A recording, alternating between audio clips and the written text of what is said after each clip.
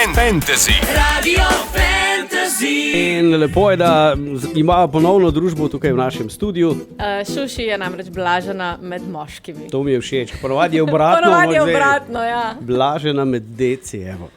Borižni Darko, poveljnik, direktor poklicne gasilske enote Celje. Dobro jutro, zdravo, pozdravljen. Ja, dober dan vsem skupaj. Dober dan. In pa Aleš Torman, pomočnik načelnika policijske uprave Celje, pozdravljen.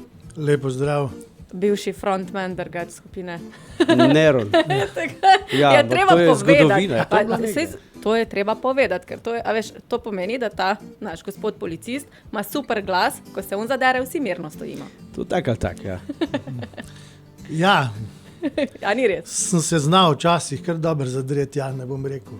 Mogoče za spikerja pa nimam najbolj primernega glasu, ampak v redu. Ok, dobro, bomo lej. ocenili zdaj. Ne? Ja, bomo danes Aleš. preverili vse Imam te glasilke sposobnosti. tako obrabljene že, da... Aha, ja, ok. Dobro, v redu, potem pa Boris, jutri in v soboto obsežno dvodnevno usposabljanje intervencijskih služb. O tem smo že malo govorili, ampak dajmo še opozoriti, pa dajmo še malo povedati, pa spomniti.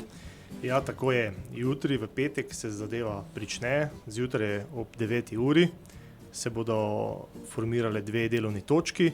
Ena bo pri nas na poklicni gasilski enoti Celje, kjer bo tematika poskus samomora, druga delovna točka pa bo Celjska koča, delovna nesreča. Tako da na obeh delovnih točkah seveda sodelujejo policisti, reševalci in gasilci z svojimi znanji in tehnikami in seveda te delovne točke bodo možnost tudi vsem ostalim prebivalcem, da pridejo pogledati, kako mi dobro sodelujemo med službami in kakšni so ti naši postopki. Ta zadeva, te dve točki se bodo odvijale od 9. do 12. ure, na kar sledi pa še tretja in četrta točka. Tretja točka se bo odvijala reševanje na vodi, to bo Špica pri Celju, kjer bomo izvajali postopke reševanja osebe, ki je padla v vodo. In četrta točka, ki se bo pa sočasno odvijala na plezališču na Starem gradu, kjer je med plezanjem en plezalec padel in ga potrebno enostavno rešiti in izvesti reševanje na plezališču. Ampak ti dve točki, se pravi na Špici in pa na Starem gradu, bodo popoldanske. Se pravi od 1 do 4. Točno tako, vmes je 1 uro nekje pauze. Ja, malce je treba imeti. Točno tako in takrat se potem začnejo od 13. do 16. ure odvijati ta tretja in četrta točka, tako da bo dejansko, kdor si bo želel pogledati, bo imel možnost pogledati si vse 4 točke, ker tudi te točke se ne odvijajo, to ne bodo v parih minutih konec, ampak to bo se odvijalo celo uro, 2, odvisno od obsega te nesreče. Mogoče povedati, to je dejansko usposabljanje vaših intervencijskih služb. Ampak prvič se mi zdi, da je to namenjeno zdaj tudi ljudem, nam, smrtnikom, da gremo kaj posnamemo, to, ne? kar ponovadi počnemo takrat, ko to ne bi smeli, a ne, Aleš? Ja, to smo včasih policisti kar precej alergični na te zadeve, sploh recimo na kakih večjih prometnih nesrečah na avtocesti, ko se ljudje na drugi strani ustavljajo oziroma upočasnjujejo vožnjo, s čimer in začnejo opazovati, snemati, s tem pa ogrožajo normalno promet za seboj in velikokrat se nam zgodi potem, da prije posledično še do karambola na drugi strani ceste. Ne. Tu je pomembno, da ljudje vejo, da v takih primerih se to ne dela. Zdaj pa imajo to priliko, naj pridejo, pa si naj pogledajo, pa si naj posnamejo. No, tako, evo, ste slišali. Zdaj mi smo povedali, da za jutri so 4 točke. Medtem ko množična prometna nesreča pa se bo odvijala v soboto med 10. in 12. uro pa na Celjskem sejmišču. In tam bo mogoče tudi vas malo več, če se ne motim, ne? Prisotnih. Ja, točno tako kot je za množično nesrečo. Takrat bomo pa strnili vse reševalne strukture skupaj in bomo dejansko imeli prizorišče, kjer bo v osnovi prometna nesreča z požarom in na varnostno vejo, tako da bo vsaka služba imela veliko dela na svojem področju in to bo vse skoncentrirano na Celjskem sejmišču, kjer bodo dejansko opazovalci oziroma obiskovalci lahko v miru si pogledali delovanje teh služb. Na eni strani, tako ste omenili, glede teh firpcev, lahko si dajo duška, na drugi strani, kar je pa tudi naš glavni namen, je tudi, da ljudje vidijo, da so službe pripravljene in da se s tem tudi posledično nekoliko varneje počutijo, da vedijo, da delamo na tem. Sobota je pa dopoldan, ob 10. Od 10 do 12. Ja. Točno tako. Ja, glih fajn pred južno. Plus Ja. tega, da morate vedeti, da smo še z vreme zrihtali. In za petek, in za soboto bo sončno. Tako da malo vam bo vroče, ne? Ampak vsaj drsali se ne boste. Dam eno, potem imam pa še eno tako malo bolj Zapleteno vprašanje. zapleteno vprašanje. Sicer ni težko, ampak me res zanima Firles.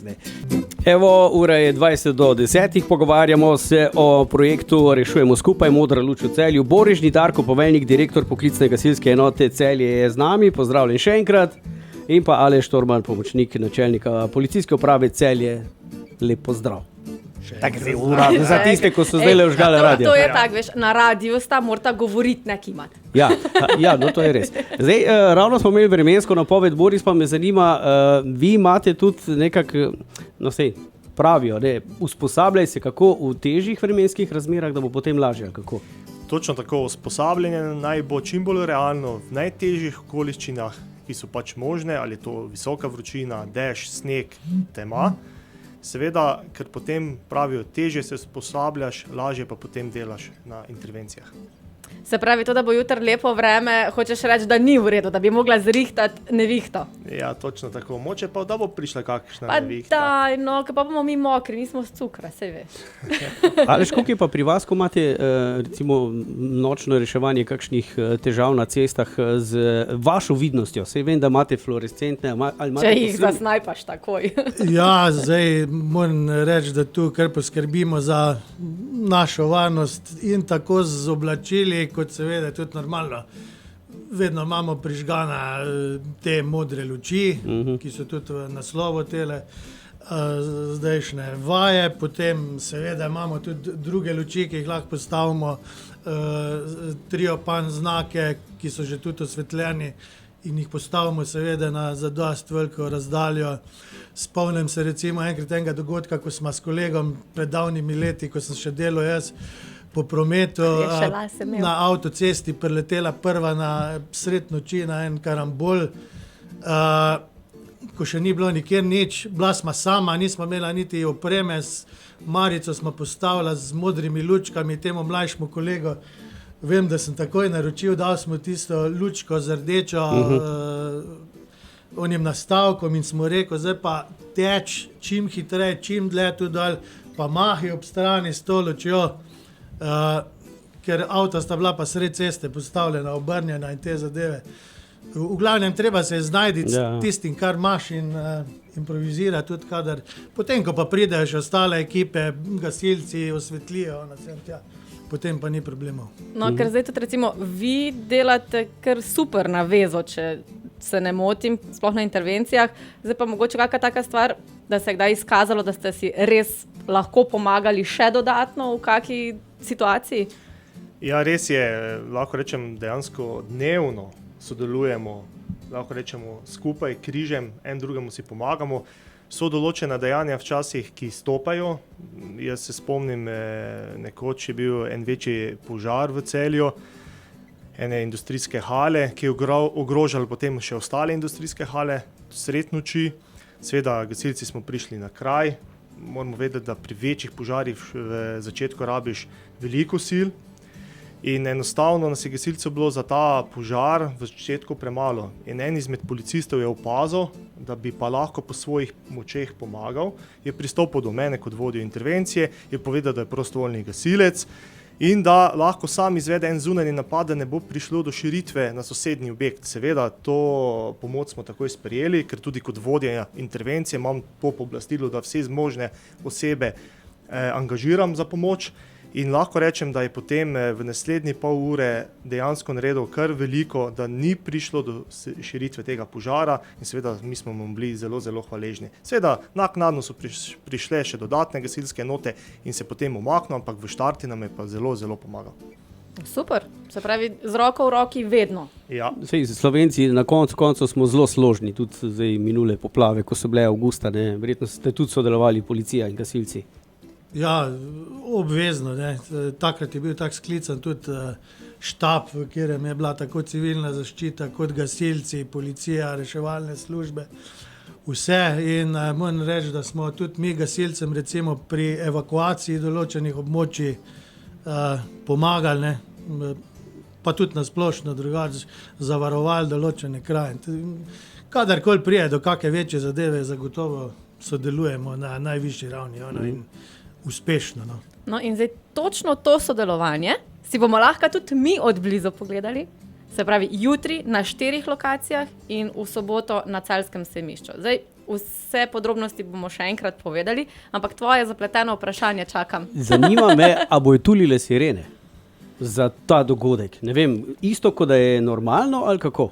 Modra luč bo vsekakor prižgana. To vem, ja. Kako boste, mislim, ker je treba poklicati vaše enote.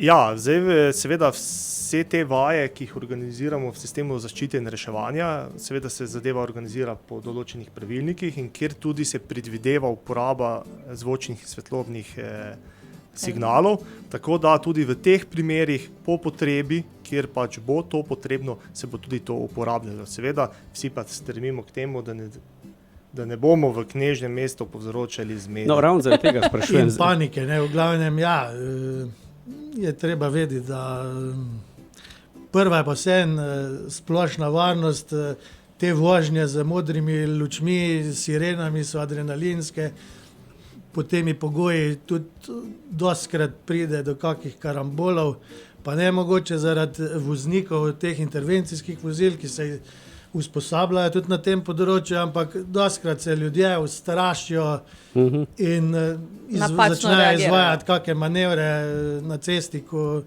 ne je bilo treba, pa prije do karambolov. No, bom rekel, bomo naredili tako po pameti, da bo to varno za vse. No, to. Zdaj, ena ptička mi je sicer prišepnila, da če se ne motim na delovni nesreči, jutri, bi naj bil celo helikopter za prenos oziroma transport reševalcev. Zdaj, pustimo se presenetiti, ker je, da vsega ne smemo izdati.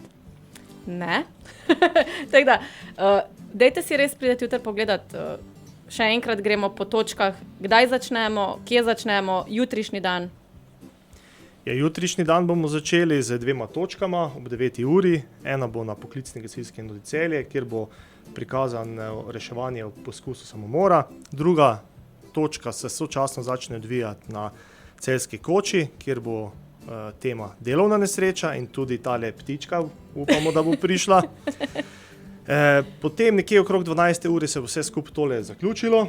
Vmes je 1 uro pauze, počitka in se ob 13. uri nadaljujeta 3. in 4. točka. 3. točka bo reševanje na vodi pri Špici v Celju. 4. točka, plezališče, Stari grad, reševanje plezalca. Ki je padel dejansko v jamo, ne, imitacije tega bo. Ne? Naj povemo, da tam bo tudi malo težje dostopen teren. Ne? Točno tako. Moramo pa vedeti, da vse te 4 delovne točke so dejansko povzete iz realnih situacij in treniramo nekaj, kar dejansko dnevno izvajamo. Super. Ok, za zaključek torej pridite si pogledat, fotkajte, posnamte. Telefone mejte zraven. To, kar je Aleš povedal. Ja, Aleš, zdaj povej, da telefone ne imajo zraven, da tu lahko. Telefone pa to polne. Ja, tu Polne. lahko, drugače Tu lahko. pa ne. Torej, petek, 4 lokacije, sobota, Celjski sejem, množična prometna nesreča, tam bomo lahko tudi od blizu videli nevarna snov, požar, karambol, vse skupaj. Tako da, dajte prideti, mi bomo tudi tam. Ok, Boris Nidarko, Aleš Torman, hvala za obisk in uspešno izvedbo dogodkov. Jaz bom Hvala rekla, tudi vam. upam, da se ne vidimo kmalu v kakšni situaciji, takle v studiu pa kamor. Hvala za povabilo in se vidimo jutri. Ok, lep pozdrav. Ciao. Radio Fantasy. Radio Fantasy.